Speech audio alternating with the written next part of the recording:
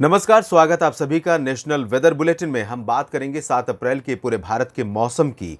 एक चक्रवाती हवाओं का क्षेत्र बंगाल की खाड़ी के दक्षिणी भागों में एडजॉइनिंग अंडमान सी पर, साउथ अंडमान सी पर डेवलप हो चुका है और इसी के चलते यहां पर अगले 24 से 48 घंटों के भीतर एक लो प्रेशर सिस्टम तब बनने की संभावना है। और इसी सिस्टम के अनुमान था कि यही सिस्टम साइक्लोनिक स्टॉर्म बनेगा, लेकिन अभी फिलहाल इसमें थोड़ा सा असमंजस नजर आ रहा है और इसमें थोड़ा सा देरी हो सकती है। कब ये सिस्टम इंटेंसिफाई होगा, किस दिशा में जाएगा, ये इसे लेकर मॉडल्स के जो प्रोजेक्शन है, मॉडल्स का जो अनुमान है, वो बहुत अलग अलग आ रहा है, थोड़ा डिले हो रहा है। मैं इस पर लगातार नजर रखूंगा, आपको अपडेट भी करता रहूंगा।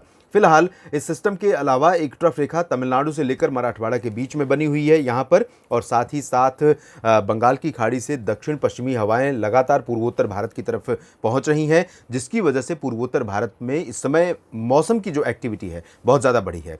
पश्चिमी दिशा की हवाएं उत्तर भारत और मध्य भारत के ऊपर आ रही हैं। एंटी साइक्लोनिक सर्कुलेशन यानी क्लॉकवाइज सर्कुलेशन एक यहाँ पर अरेबियन सी में बना हुआ है, जो लगातार मॉइस्चर के साथ थोड़े बहुत बादल जो है थ्रो कर रहा है गुजरात, राजस्थान और एडजॉइनिंग मध्य प्रदेश तथा महाराष्ट्र के ऊपर। इन स्थितियों में कहां पर बारिश हो सकती है, कहां पर लू का प्रकोप रहेगा, आइए अब जानते हैं। बंगाल की खाड़ी में इस सिस्टम के उभरने के चलते अनुमान यह है कि अंडमान व निकोबार द्वीप समूह पर पहले से ही बहुत भारी बारिश हो रही है, और जब ये सिस्टम इंटेंसिफाई हो रहा है तो ये निश्चित रूप से बंगाल की खाड़ी की तरफ जो आर्द्र हवाएं हैं, मॉइस्ट विंड्स हैं, उनको ज़्यादा मात्रा में आगे की तरफ पुश कर रहा है, आगे की तरफ थ्रो कर रहा है। तो इसी वजह से तमिलनाडु में जो इंटेंसिटी पहले थी, अब धीरे धीरे यहाँ पर बढ़ जाएगी। मॉडल यहाँ पर भले ही तमिलनाडु, रायलसीमा और कर्नाटक, उत्तरी तटीय आंध्र प्रदेश, इन भागों में ज़्यादा बारिश नहीं दिखा रहा है, लेकिन अनुमान यह है कि अब एक्टिविटीज़ जो हैं इन पूर्वी तटवर्ती रीजन्स में काफ़ी बढ़ने वाली है। अगले 24 घंटों के दौरान यानी 7 अप्रैल को तमिलनाडु, पुदुचेरी में कुछ स्थानों पर हल्की से मध्यम बौछारें गिर सकती हैं। हालांकि अभी बहुत ज़्यादा भारी इंटेंसिटी नहीं रहेगी तमिलनाडु में, लेकिन ठीक ठाक बारिश यहाँ पर हो सकती है, इंक्लूडिंग पुदुचेरी और चेन्नई भी। यहाँ पर भी बादल आ सकते हैं, हल्की वर्षा हो सकती है। कोयम्बटूर, सेलम, तिरुचिरापल्ली, मदुरई, तिरुवनंतपुरम, इन सब कन्याकुमारी, इन सभी भागों में बारिश होगी। और त्रिवेंद्रम, कोचीन से लेकर केरल के तमाम इलाकों में हल्की से मध्यम, कुछ स्थानों पर भारी वर्षा संभावित है। कर्नाटक के दक्षिणी तटवर्ती हिस्सों में कुछ स्थानों पर वर्षा हो सकती है।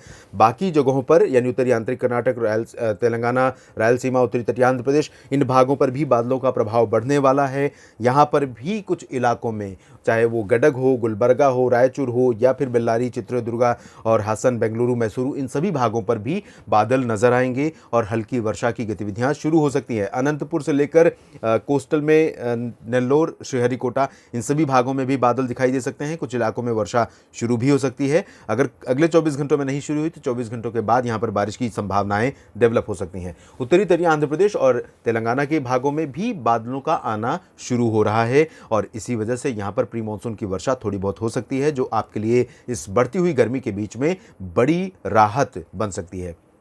बात सेंट्रल इंडिया की करें तो यहाँ पर दक्षिणी आंध्र प्रदेश, दक्षिणी मध्य महाराष्ट्र का जो हिस्सा है, सांगली, सतारा और कोल्हापुर, सोलापुर का, रत्नागिरी से लेकर सिंधुदुर्ग तक का जो रीजन है, कोंकण गोवा का और साथ ही गोवा का, इन भागों पर पिछले 24 घंटों में बारिश हुई है। और अनुमान यह है कि अगले 24 घंटों के दौरान भी यहाँ पर बादल दिखेंगे और प्री मानसून की वर्षा यहाँ पर होगी, जो गर्मी से आपको राहत दिलाएगी। इंटेंसिटी भले ही बहुत ज़्यादा नहीं रहेगी, लेकिन लाइटनिंग, थंडरस्टॉर्म, डस्टस्टॉर्म की संभावनाएं रहेंगी और साथ में कुछ वर्षा होगी। तो ये मौसमी बदलाव यहाँ पर बढ़ते हुए तापमान को नीचे लाने में बहुत अहम रोल प्ले करेगा। हालांकि इसके साथ उमस बढ़ जाती है। अगर बहुत अच्छी बारिश, बहुत लंबा स्पेल नहीं चलता बारिश का, तो उमस बढ़ जाती है और बारिश खत्म होते ही स्थितियाँ और ज़्यादा भयावह हो जाती हैं लोगों के लिए। मौसमी स्थितियाँ उत्तरी कोंकण गोवा, उत्तरी मध्य महाराष्ट्र, मराठवाड़ा, विदर्भ, इन सभी क्षेत्रों में अभी फिलहाल ड्राई रहेगा, लेकिन 24 घंटों के बाद मराठवाड़ा और विदर्भ में भी कुछ जगहों पर वर्षा होने की संभावनाएं बन सकती हैं। छत्तीसगढ़ और ओडिशा के दक्षिणी शहरों में कुछ स्थानों पर वर्षा के आसार हैं।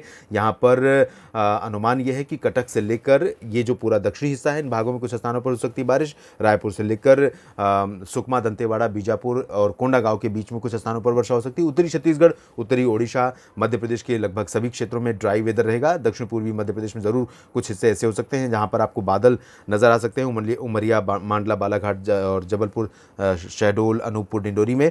लेकिन बारिश के आसार अगले 24 घंटों में मध्य प्रदेश पर कहीं नहीं है। हीट वेव की कंडीशन मध्य प्रदेश के कई शहरों में रहेगी। 4 से 8 डिग्री सेल्सियस एवं नॉर्मल टेम्परेचर रहेंगे। प्रचंड गर्मी, प्रचंड लू का प्रकोप यहाँ पर लगातार जारी रहेगा। गुजरात में सिमिलर कंडीशन रहेगी, लेकिन कुछ बादल कच्छ और सौराष्ट्र पर दिखाई दे सकते हैं, जो एंटी साइक्लोनिक सर्कुलेशन बना हुआ है उसकी वजह से आने वाली हवाओं के कारण। और जैसा कि मैंने कल भी बताया था, यहाँ पर बादलों के आने से तापमान में थोड़ी सी गिरावट हो सकती है और मॉइस्चर आने से गिरावट हो सकती है, लेकिन ये बहुत लंबे समय तक ना मॉइस्चर रहेगा, ना ये बादल रहेंगे, ना ही इनसे बारिश होगी। तो ड्राई वेदर रहेगा। सूरत, वलसाड़, नवसारी से लेकर अहमदाबाद, मेहसाना, पाटन समेत कच्छ और साथ ही साथ सौराष्ट्र के शहरों में। उत्तर भारत में देखें तो पूर्वी उत्तर प्रदेश, पश्चिमी उत्तर प्रदेश में ड्राई वेदर, राजस्थान, दिल्ली, हरियाणा, पंजाब में ड्राई वेदर, उत्तर भारत के पहाड़ी क्षेत्रों में ड्राई वेदर।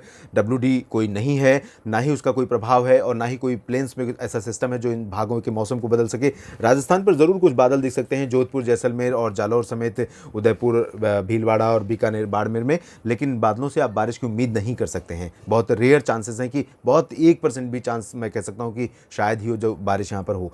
दिल्ली से लेकर ये जो पूरा रीजन है, इन भागों में हीट वेव कंडीशन रहेगी। पूर्वी भारत के क्षेत्रों में, दक्षिण पूर्वी और उत्तर पूर्वी बिहार और साथ ही साथ उत्तर पूर्वी जो झारखंड का हिस्सा है, पश्चिम बंगाल का गंगीय क्षेत्र, इन भागों में आइसोलेटेड प्लेसेस पर लाइट थंडरस्टॉर्म, डस्टॉर्म की स्थितियां देखने को मिल सकती हैं। उप हिमालय, पश्चिम बंगाल, सिक्किम और पूर्वोत्तर भारत में कई जगहों पर वर्षा होने के संकेत हैं। कुछ स्थानों पर मध्यम से तेज वर्षा हो सकती है। नागालैंड, मणिपुर, मिजोरम और त्रिपुरा में जो निचले इलाके हैं, इन भागों में अपेक्षाकृत कम रहेगी, खासतौर पर मणिपुर, मिजोरम और त्रिपुरा में।